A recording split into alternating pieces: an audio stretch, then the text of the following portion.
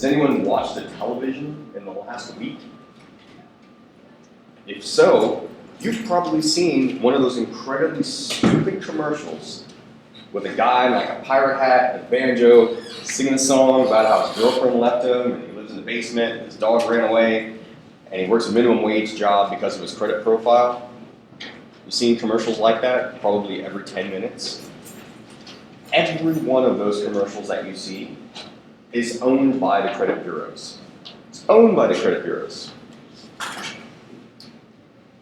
Every one of those that you see.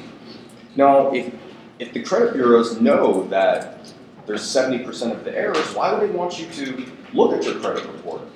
Why would they want you to know that? Why would they want you to say, geez, I don't want to be like the guy in the commercial. I happen to like my girl. I don't want to live in the basement. I don't want to make minimum wage and have to, engage tourists or do whatever the case may be. I don't want my dog to run away because I can only buy these sort of milk bones for them. So essentially what happens is they place these ads up telling you, go get your credit score, go get your credit profile, go get your credit report. And you could probably name a couple of those companies off the top of your head because you see them that often. And they almost always have free in their title. Free this, free that. Has anyone ever actually gone to one of those companies? You have? What's the first thing that you noticed about them? With that. Oh, I haven't gone physically, I've called. Oh, you called them? Yeah. But have you seen one of those ads for free something.com or whatever? Oh, yeah, never mind. Yeah. Okay.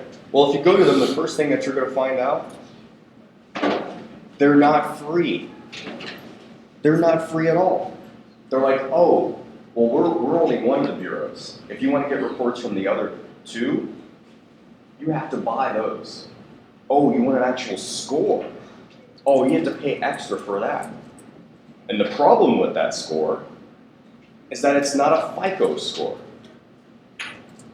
And the whole point of this, we'll explain what a FICO score is, but they're not using the same system that the lenders and creditors that you are applying for a loan are using.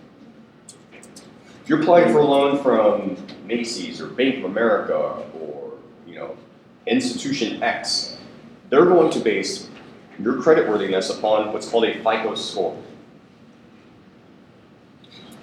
If you get your credit report through any one of the consumer available agencies out there or any one of those consumer websites, they're not giving you a FICO score if you pay for it. They're giving you what we call a FICO score.